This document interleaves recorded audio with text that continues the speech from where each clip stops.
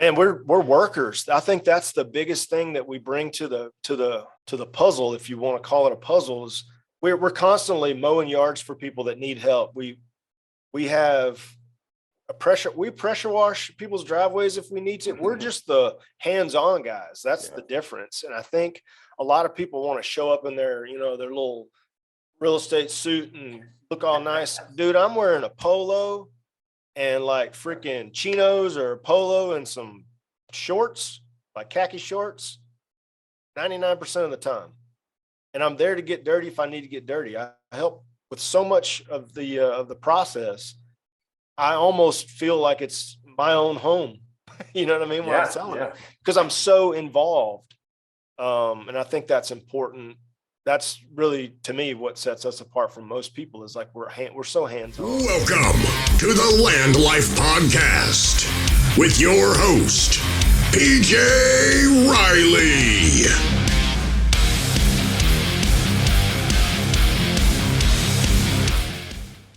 What's going on, guys? My name is PJ Riley. This is the LandLife podcast.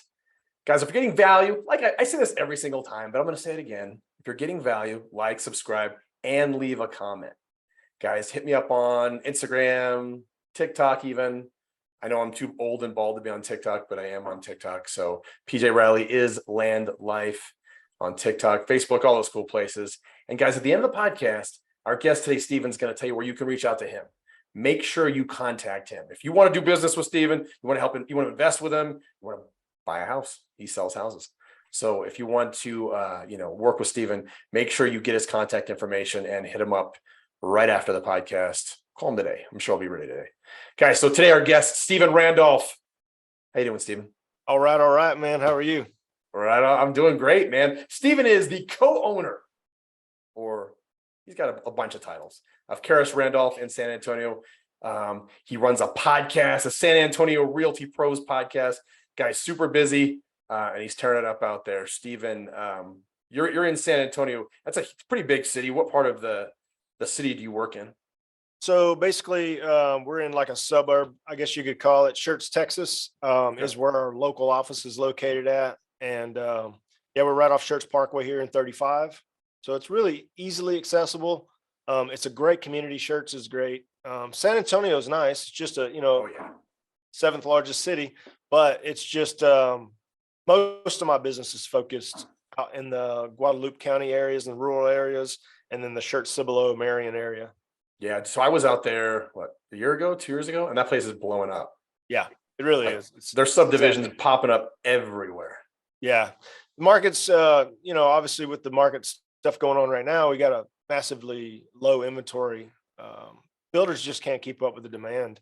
And so even though what you see from the streets or when you're driving around and you see these new neighborhoods popping up and there's 15 or 16 houses in frame, and there's a bunch of them that are in the finishing stages, we're probably about 60% lean on what needs to be happening to keep up with the demand. No So kidding. you could just put that in perspective really quick and say, if you drive by a subdivision, you see 4 or 5, maybe even 10 houses under construction, it needs to be at least double that, just in order to try to keep up with the curve that's happening. So good thing is the lending rates right now have slowed that down a little bit. So buyers are being a little bit more choosy on what they're going to do. So yeah, so I'm in Denver, and I think we're having kind of the same problem.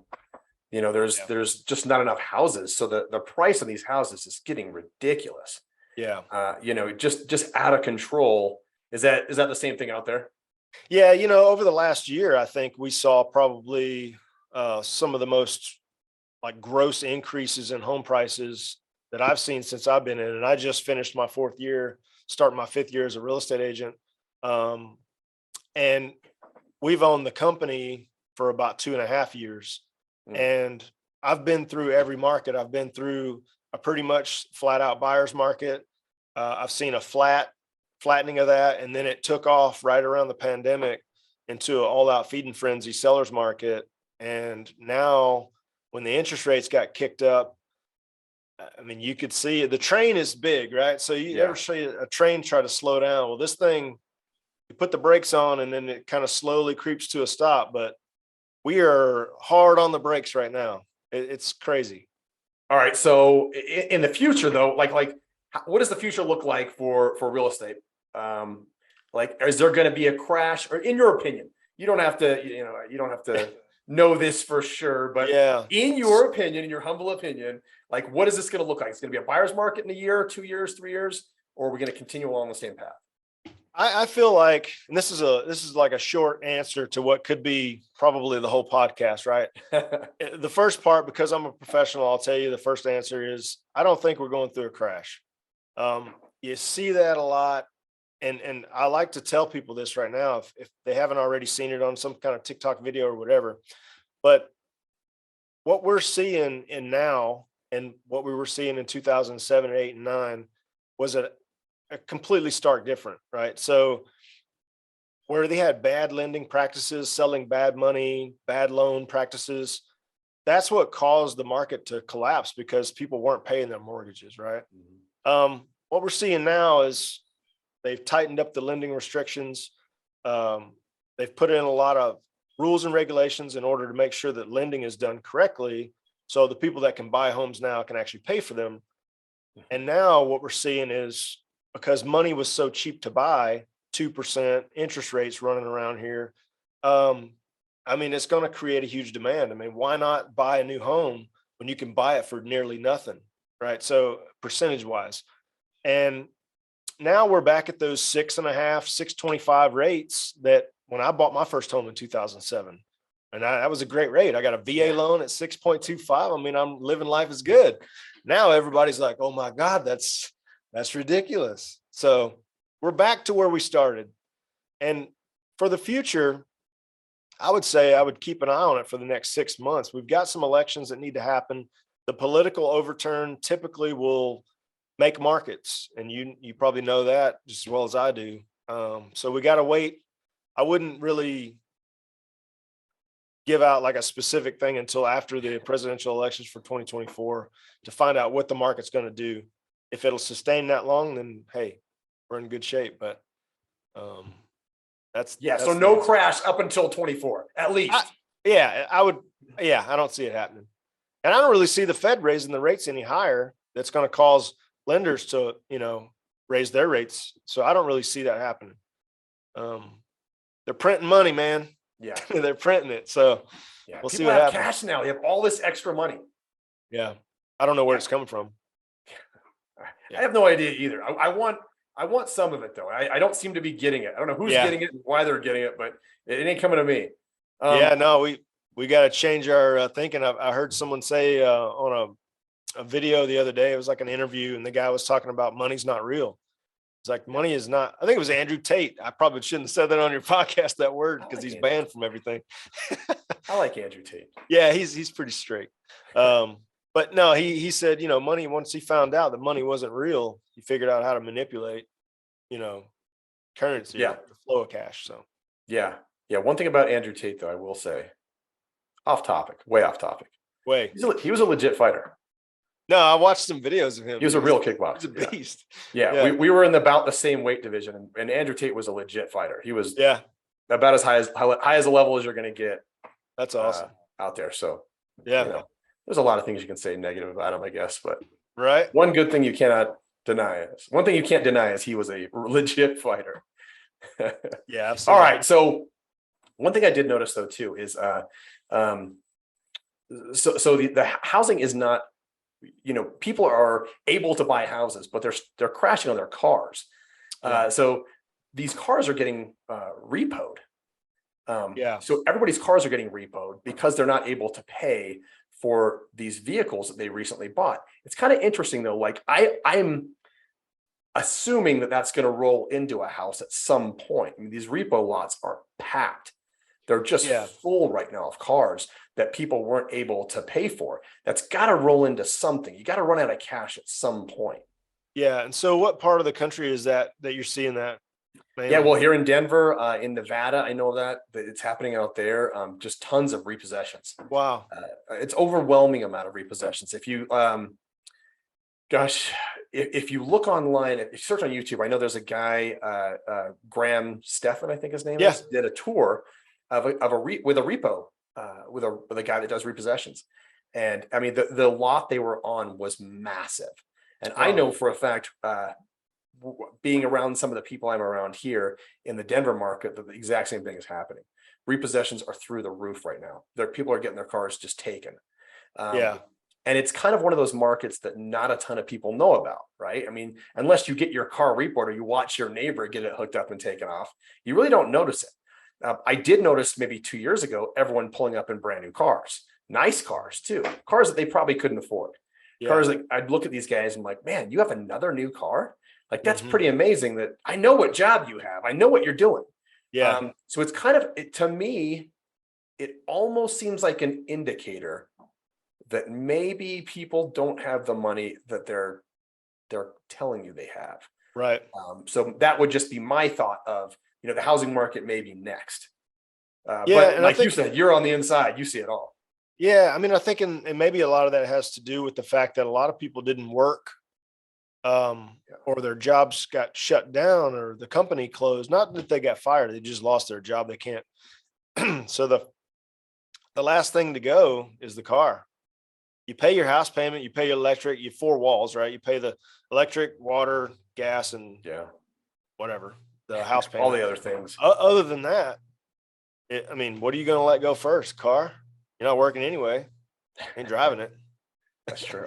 So that is true. So let's say we got a real estate investor. He's down there in San Antonio. He's brand new. He's like, he just showed up on the market today. What do you tell that guy, and what do you want that guy to bring to you when he shows up?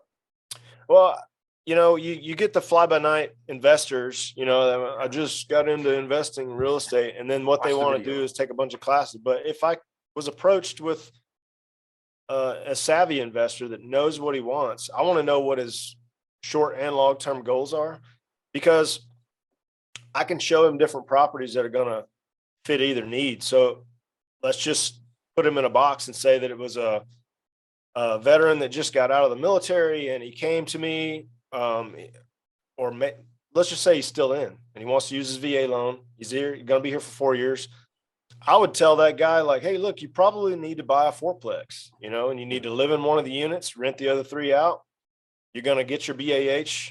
You're also going to make those other people are going to be paying your mortgage. And then, stay there until you get ready to go and then move out.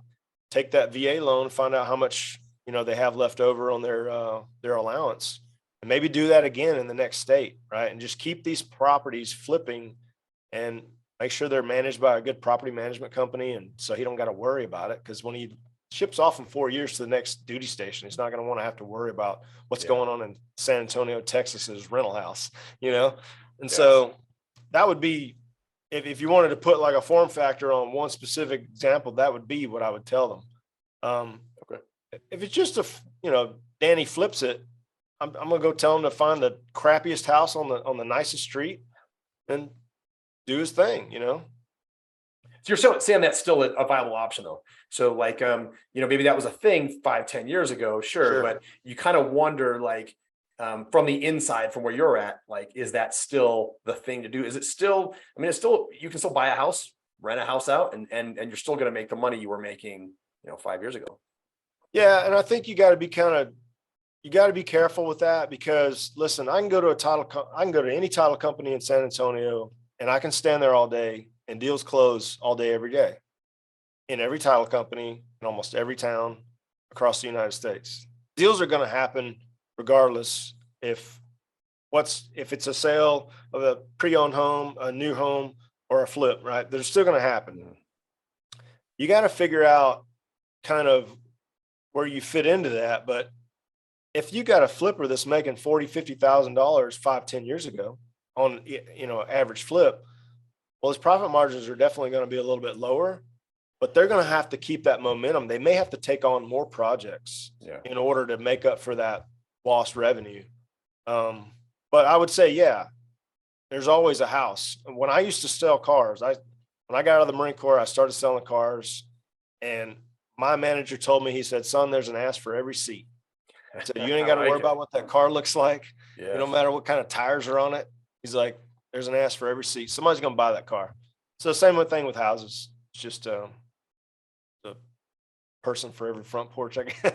Well, I got one for you. So I didn't make this up, and I'm copying this from this guy, another land person that says this. He's called the Land Geek, and he's got this this saying in real estate: "There's a pig for every barn." Yeah, I like that one. So it's just that is with business, with buildings versus an ass for every seat for cars. There's a pig for every barn for houses. I like that. And in Texas, you could take, you do it Texas style and do a cow for every barn or something like that. Oh yeah. You Yeah. do all kinds of cool stuff. Yeah. There's a saddle for every horse. Right. But you got to wear your cowboy hat, because You got you're not Texan if you don't have a cowboy hat. Yeah. I don't know, man. I need a hat. I could Oh, it looks good on you, man. All right. So you're a realtor too. We're not just talking about real estate investing. You're a realtor as well. So what kind of business are you running? What kind of scale are we talking here out there in San Antonio? So our brokerage is what's considered a boutique brokerage. We're what we have in real estate is boutique brokerages and then big box brokerages, basically, and then little one-offs and all that. But mainly you got your big boxes, your Keller Williams, your EXPs and Remaxes and all that. And then you got the small guys, right? And that's what we are. We really cater, because of our military backgrounds. My business partner and I were both military. He's retired Army. I didn't retire from the Marine Corps, but once you're a Marine, you're always a Marine, right? And so we carry a lot of that integrity through our business, and we make sure that we basically treat every deal that we work kind of like a mission of its own. Like, it's got a beginning plan, it's got a plan all the way through, and at the end there's a follow-up plan, right? And so what we try to do is attract those people that have, same types of values. Like, we don't allow just any agent to come into our company. We have to make sure that their values kind of align with ours. Yeah. We don't plan to be a Keller Williams, right? We don't, but we are focused on a luxury experience, like a high level of customer experience. Because if you don't treat your customers right, somebody else will, right? Yeah, absolutely. Absolutely. You got to take care of people every single time, especially when you're competing against companies that big.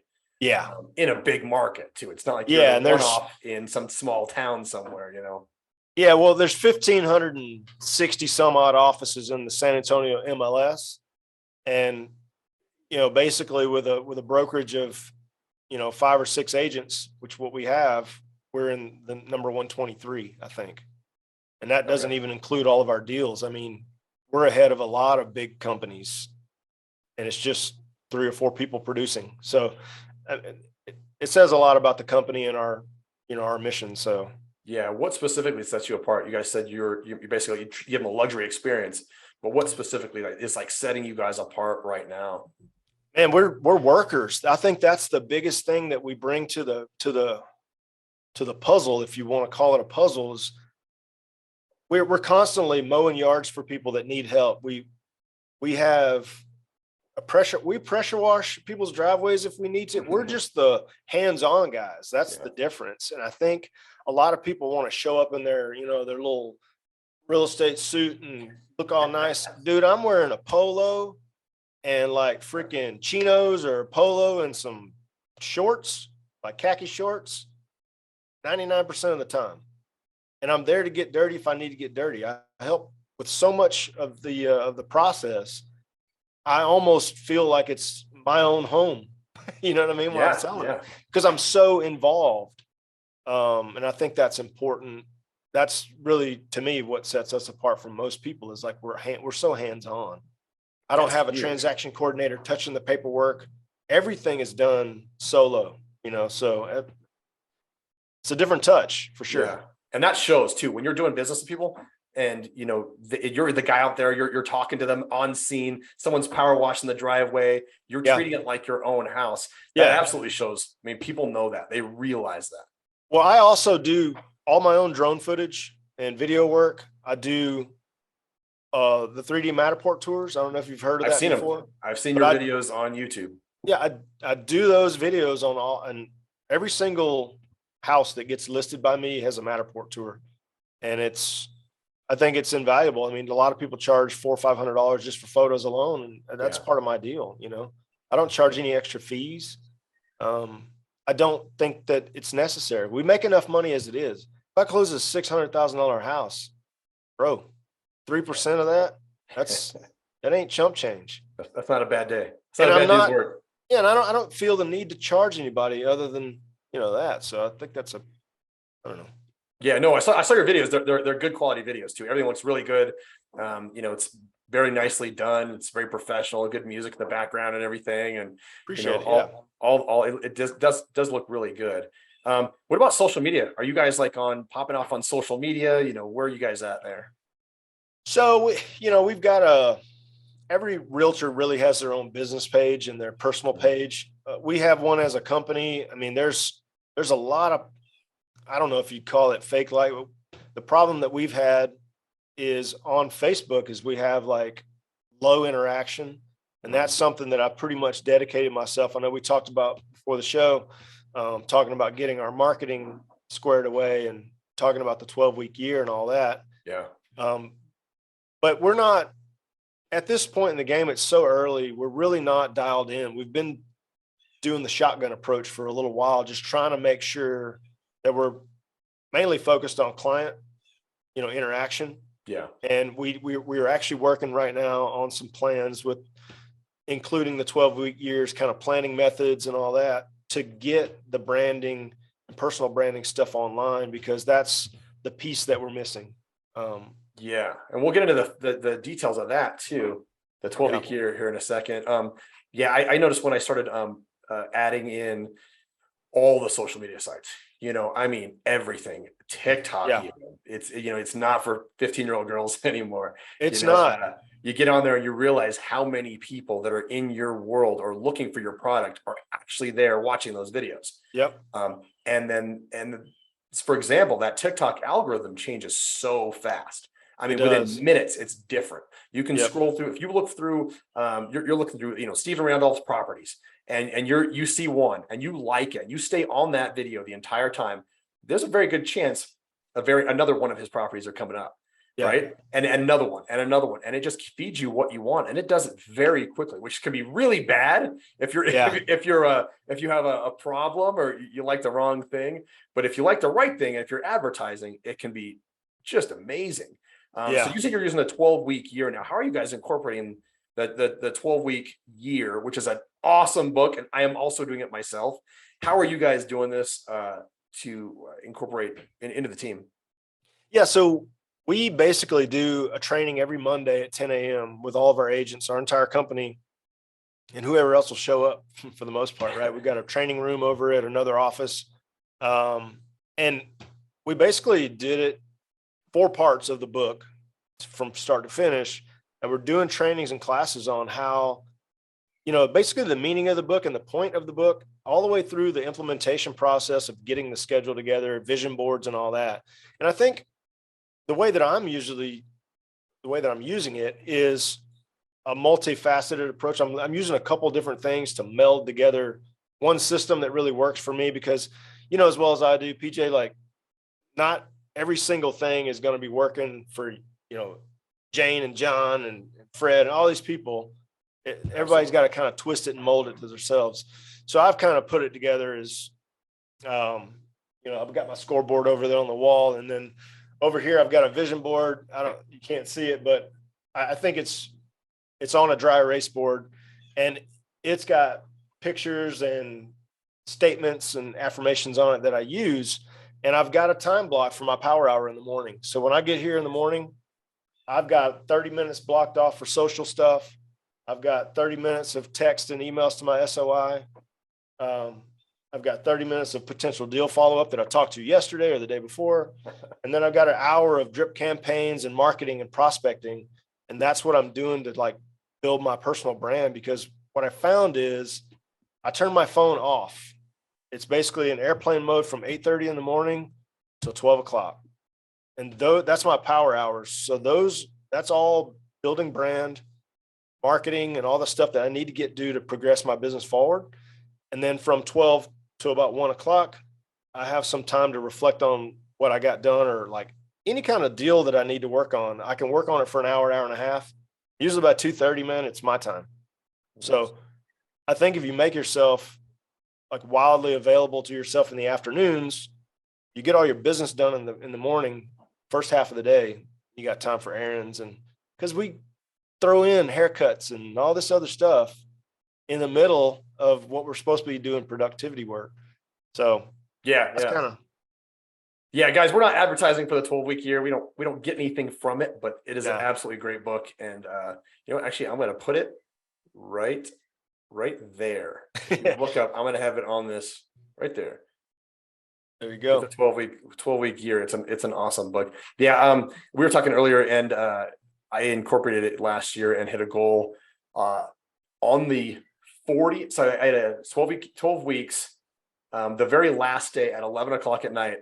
About 11 o'clock at night, I hit the goal I was attempting to hit. So if you stick with it, man, you can hit some pretty substantial goals. It's all about preparation, though, right? It's all about showing up prepared. If you show up and you're not prepared, you're going to fail. It's going to suck. It's going to go really, really bad. But if you put a system in place like this, it's going to make everything easier. And it's not necessarily, I think people, when they jump into something like this, they think it's going to be harder. But it's actually easier because you're not being distracted in every different direction, right? You have a focus, you have a goal, you have something very simple. And if you just keep punching away at that thing, you're going to get the ultimate goal that you wanted in the end. Absolutely, man. I call it the 7 Ps. Have you ever heard of the 7 Ps? I have not heard of the 7 Ps. Let's hear it's them. Prior. What is it? Hold on a second. I don't want to mess it up. Proper prior planning prevents piss poor performance. That's the 7 Ps. Awesome. That's awesome. I like fail to plan, then you plan to fail, right? I like that. So how big is this team we're talking with you guys at Karras-Randolph? So, man, that's always changing, right? We started out just me and my business partner, and his wife was an active agent, so she would join the brokerage, right? We got up to like 15 agents at one point, and they were all new and they all needed something. And we just felt like we're giving you guys all this stuff and trying to teach you and train you. And nobody was really taking advantage of it. And so we told them that, hey, look, we appreciate your time. We also appreciate our own time, and we're just going to have to turn your license back over. So we let some agents go. We've got about 6 agents right now active. But I think like our goal is to not have a massive, agent count. We want to grow the company, but we want to grow it slowly and methodically. And we're focusing on ourselves right now. We're main producers too. And so we got to really make sure that we're hitting our goals, and we don't draw a dime from the company. We just let it grow and let it do it organically. Yeah. That's really smart. I go to a lot of networking events here in Denver too, especially real estate related. And there will be big real estate companies. We've all, all the names of the big ones that send their guys out to these groups, and they show up in a suit, right? And, everybody's kind of just hanging out, all the regulars are wearing their regular clothing, and you got maybe 3 guys pop off and they show up solo in a suit. And they're handing out their business cards, and you're like, dude, get away. Yeah. And any of the people that actually have the money, the actual real estate investors are not looking like that. They're wearing the clothes they wore that day, or maybe a little bit dolled up, but nothing special. And these new guys, they've probably only been working for maybe a few months. I think they're just misguided. They think that's what you're supposed to do. You're supposed to wear a suit. You got this nice business card and it's brand new, and you got a huge stack of them, and you're just handing them out. I can do $1 million deals. I can do $1 million deals. Like, have you done $1 million deals? Probably. Yeah. But I think there's a lot of confusion too. When you hear it, when you're brand new, let's say you're 22 years old, and you're told, man, you sell a $800,000 house, your commission is huge. It's 20 grand. Really? Yeah. Like, wow. Yeah. And I could probably do like 3 of these a month. And I was like, no, you ain't gonna do 3 a month, buddy. No. But anyway, they come out. My point is they're misguided. They're confused. They don't really know what to do. What would you tell someone who's new, who's coming to work for you guys to kind of accelerate their career versus these other guys that are just chucking business cards at everybody? Well, the biggest thing that you try to get across to people is you have to take, if you want to be successful, you have to take massive action. And what we tend to do to ourselves is we have these big, massive goals, and we have a lot of stuff going on in our brain. And if I was talking to a new agent, I'd say, hey, look, I'd also want to know what kind of money they made in the past, because they need to understand that this is going to be completely different. When you eat what you kill, when you're on commission, it's different. And so I like to tell them, right off the bat, you need a plan, and you need to have integrity for yourself. Because when I set a goal, if I said, look, by the end of the week, I want to go to the gym 4 times, and I get up and I go twice, and by Friday I don't go, and then I have my goal right there for Friday, says I want to go to the gym 4 times, and I'm like, oh yeah, that's okay. I make an excuse for myself because I don't have enough integrity to hold myself accountable to get the goal done, right? And if we do that over and over again, we do it all the time. Oh, I need to go do this. And then that's a goal in your mind, because your brain processes win-loss, right? And then it internalizes those losses and causes anxiety, stress, fear, all that other stuff. So when you let yourself not go do the dishes like you wanted to do it, or as much as you didn't get a chance to buy the Lamborghini because you didn't make the money, all those goals hit the brain the same way, and your psyche starts to develop. It's okay for me to not hit a goal. Okay, so when you hold yourself accountable, it doesn't matter how you get to the goal. How you get there is none of your business. You just need to do the work. You need to have a plan, have a vivid vision of the plan, and actually commit to it and do it. You need to make those 10 calls. Guess what, buddy? You got to make the 10 calls. If you want to 10X your business, you need to 10X what you're doing on a daily basis to get towards the goal. That's what I would tell them. Wow, that's huge. Guys, go see Steven. If you're a new realtor, head on down to San Antonio. Right? We'll get you right. They'll definitely get you right. You won't be handing out business cards at my networking groups anymore. I do feel bad for those guys, though. Yeah. You want to, and everybody sees them coming. When you're sitting at a table and it's a few people, and I usually go to pretty friendly groups. We'll take anybody in. Yeah. Anybody that just has a desire to learn. But when you walk up immediately and you start telling me, how much money you can make me and those kinds of things, I'm kind of hesitant to. I'll take the business card and we'll say, yeah, that's great, thanks. We'll be really friendly, but you'll probably never see that guy again. Yeah, and we'll probably not do any sort of business at all. Yeah. So if you don't mind, I'd like to ask you a question really quick. Absolutely. So we kind of mentioned it before, but so LandLife podcast. So where did we get? Okay, I got you. Where did we get the name? Like, where did it come from, and why are you doing? Great question, Steven. Great question. We didn't set this up at all. So I buy and sell vacant land, right? Got it. All over the country, I buy and sell vacant land. I'm actually interested. What's that? I'm actually interested. It is pretty. It's pretty cool, I think. So I've been buying and selling vacant land for a long time, and I have kids. Obviously, I've talked about them before, and I'd get done with a deal, right? I'd get off the phone and I'd be like, I'd come in the kitchen. I'd be like, yeah, man, I got this deal. It's awesome. It's 5 acres in Oklahoma, and it's going to be awesome. It's going to be great. And I tell my kids and my family, they're just looking at me like, what? What? Like, yeah, cool, Dad. That's awesome. And then after a while, they had this joke, this catchphrase. So I'd walk in and I'd say, yeah, this deal is awesome. They'd all start going, LandLife, LandLife. And I was like, it's kind of actually a good idea. Yeah. So long story short, my we decided to make a media company as well, in addition to the buying and selling of vacant land. And it's like, I already got the name. I don't need to go any further. We don't need to look anywhere. The name is LandLife. That's awesome. And all because my kids like to make fun of me Yeah. when I get excited about deals. Well, you showed them. Absolutely. Making That's a right. dominating media empire now. That's They're not awesome. getting any of the money either. So how long have you been running your podcast? Yeah. So we've only had this podcast since February Okay. of this year. That's awesome. February of this year, we just started. A friend of mine said, you need to do a podcast. I said, that sounds great. And then, he's like, I'll be your first guest. I was like, cool. When? He goes, in 30 minutes. So I was like, all right. And we jumped on, and that was episode number 1. Ben Del Grasso was episode number 1. And that's where it kind of got started. So you have a podcast too? Yeah, we do. Yeah.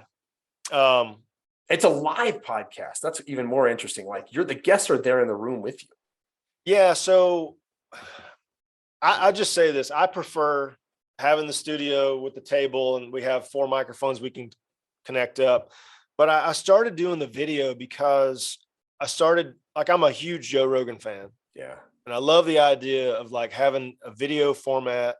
And my goal was to get on Spotify video, because Joe Rogan's on Spotify video. Yeah. So I submitted the request from my podcast to get on Spotify video. Now they allow us to put videos up. So now every podcast that we record in the future will all be on video format. It'll be streamed live on Facebook at the same exact time, simulcast. But nice.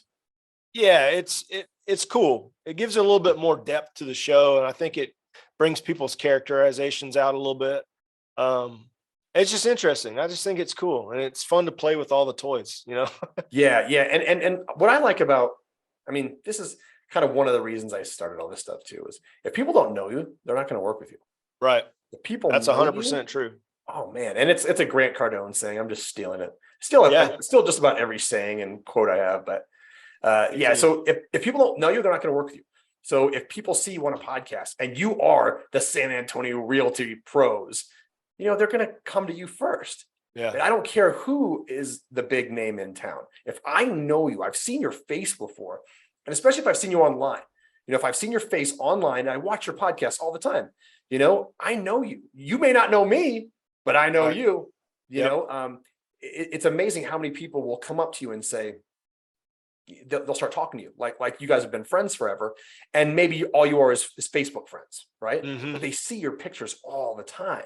Yep. They see you all the time. They think they know you personally, whereas you're like, yeah, man, I don't know who you are, but it's a great way to connect with people. Is kind of where I'm going. Yeah, and that's kind of what I'm going down the path of right now is building that personal brand, because in business, just as in your business, you just said it, like people need to know when they see your face, you want them to recognize who you are and what you're associated with immediately. Because if I'm selling real estate and I don't let anybody on Facebook know, or my friends or family know that I sell real estate and I can help them buy and sell homes or manage their properties for rent, if I don't tell them that every now and then, at least once a month, if they don't see it. Yeah.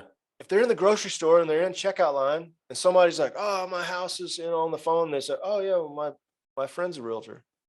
But if you're not putting it out there in front of them all the time, they're not going to know. Or they'll know, but they won't like immediately think about you when they hear something. Yeah. So I think that's important. Personal branding is huge. And, we've done a bunch of videos and podcasts on personal branding and marketing and how we're using technology to further our personal brands. And Google My Business, I think, commented on one of the podcasts today, actually. Yeah.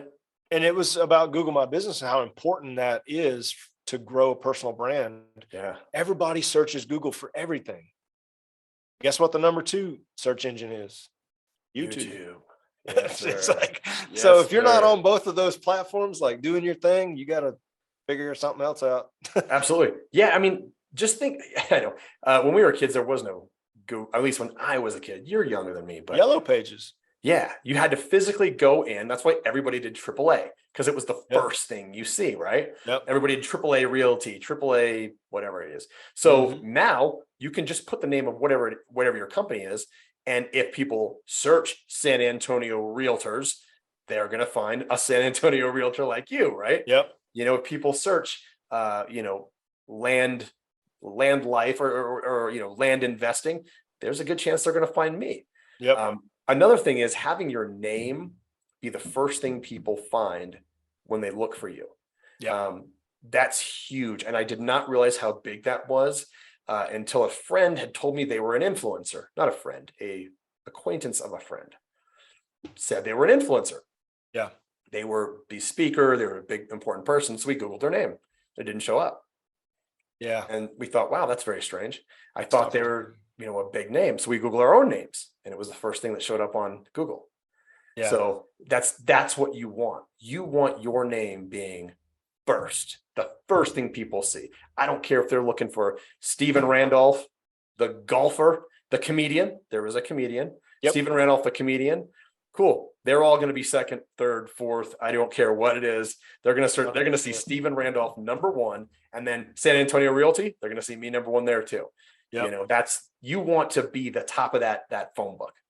Yeah. They call it in real estate marketing, they call it being the town mayor, like when I'm farming, we call it farming in neighborhoods. Yeah. It means we just blanket the whole neighborhood with postcards and letters and all. I don't do that. I typically more of a one-off approach, face-to-face type stuff. Yeah. I don't want nobody knocking on my door, man. So I don't do that crap to nobody else. I don't cold call people. Anyway, so. Yeah, I don't cold call people. I have no interest in that. I do things the old fashioned way, and maybe door knocking might be the old fashioned way. So, but I really like a more personal approach, and I just post information and let people engage me. Right. I want to put the information out there. If you like it, great. If not, you keep scrolling. So. Absolutely. Yeah. And having a lot of, I see a lot of customers come from friends of friends. So if you've made a good contact with somebody and you are a genuine human being, you're like, hi, this is just what I do. I'm a realtor. And then a normal conversation, right? Right. A normal human being conversation, not I'm a realtor and I've sold 500 houses in the San Antonio metro area and I make this much money and I wear a nice suit and look at me. Here's my business card. Would you like to? Yeah. It's just not real. But if you have a real conversation with that person, they're much more likely to tell their friends about you.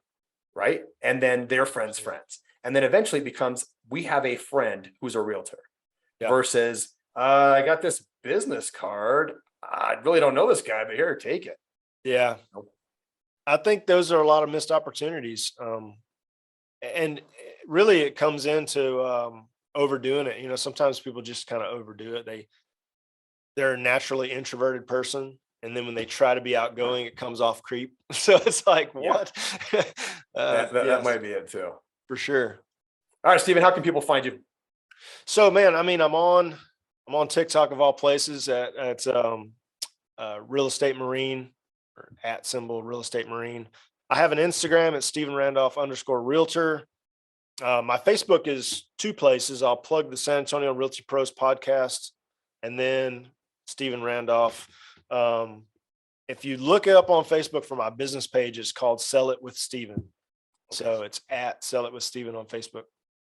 Got a lot of places that you're at. It's everywhere. You got to keep it up. Yes, if you search me on Google, it's Stephen Randolph, Realtor, Marion, Texas. All right. And we'll have all that stuff there at the bottom. You never know where I'm at. There at the bottom of the podcast. Awesome. All right, Stephen, anything else before we wrap up? Man, I just wanted to say I really appreciate you have me on the show. I think what you're doing is, it's invaluable to the community of people that are listening to the podcast. And I think it gives some motivation and inspiration to people. So if you're out there and you're watching PJ's show, stay tuned and make sure you subscribe to this guy because he's friggin' awesome. And we'll see you guys, I guess, maybe another time. Yes, dude, I really appreciate that. That was awesome. Yeah, no we problem. Still have one question though. There's still one question we have to ask. That we ask everybody. This is the big one. A Mensa level question. Get out your calculator, maybe an old encyclopedia or something, or Google. No, you don't need anything. You got Google. If you, Stephen, could buy land anywhere in the world, where would it be and why? If I could buy land anywhere in the world, I'd probably buy land in the most capitalistic union in the planet, right? So the United States for sure. Yeah. I'd narrow it down to maybe Florida waterfront or a Gulf Coast waterfront. Nice. And the reason is because there's not much coastline. You did the miles around the United States, coastline is very few than the rest of it. So the volume and sales transactions and the money is always going to be higher. So you can't go wrong. Build yourself an Airbnb on the land. But regardless, buy dirt, right? There's a country song that's buy dirt. They are, yeah, yes. Well, yeah, what is that? There's a country song, huh? I need to use Jason that as like Aldean? the background. I don't know. Yeah. There you I'm go. going to put that as my new intro is buy dirt. Yeah, that's it. That's good. Right on, Steven, dude. I really appreciate it. Absolutely, man. Thanks so much. All right, guys. Till next time on Land Life.